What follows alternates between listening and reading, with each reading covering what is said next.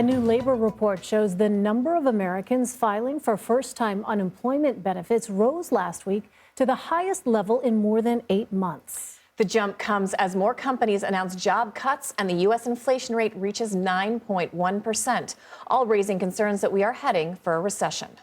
Tracking those numbers, the Department of Labor reported 251,000 first-time applications were filed in the week ending July 16th. Now that's up 7,000 from the previous week.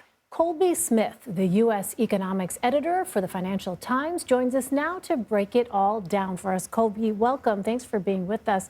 So analysts had predicted the number of Americans filing for unemployment benefits last week would fall. So why did the opposite happen? Well, I think you're starting to see early signs that the labor market is weakening here. Granted, we're coming from an extremely strong position. So some economists have really tried to look past this weekly increase. And to be fair, the economic data has really been all over the place. And it just shows how much kind of uncertainty there really is out there in terms of the outlook as it relates to those economic forecasts.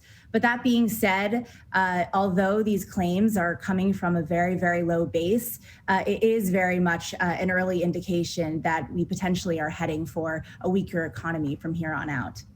And although those unemployment numbers are rising, we're still below what economists consider cause for concern. So what does that say about a potential recession, or are we already headed into one?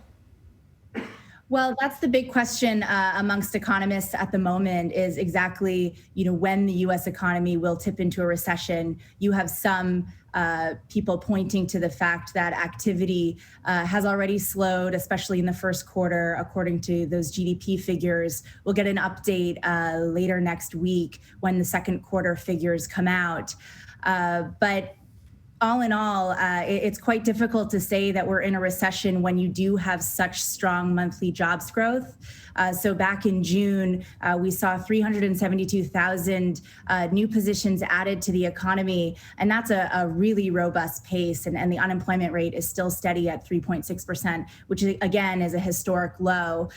So we're in this, strange situation where the economic data is somewhat pointing to, disparate outcomes for the economy here.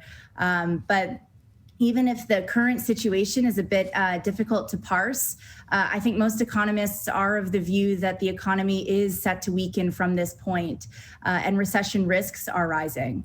It's been interesting since the pandemic. We've seen on social media this flood of ads for freelance work. Are enough people jumping to that sort of work for yourself world that it's having an impact on jobs numbers? And if so, how are those numbers tracked?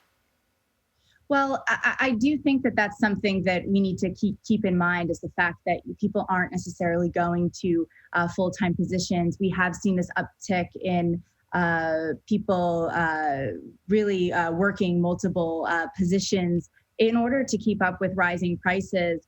And that's something that economists are keeping in mind. But that being said, even if we are seeing a return to work in that regard, that's against the backdrop of pretty high-profile companies either announcing layoffs, as we heard from Ford this week, or pausing hiring plans outright, as we heard from Apple in particular. And they're not alone in reassessing their plans to either bring in more workers or to actually reassess, the size of the workforce. And I think as we get, further into the year and into early next year, it's very likely that we're going to see that activity pick up as other companies have to resort to measures to cut costs, in anticipation of a slowdown. Colby Smith, thank you very much. Thank you.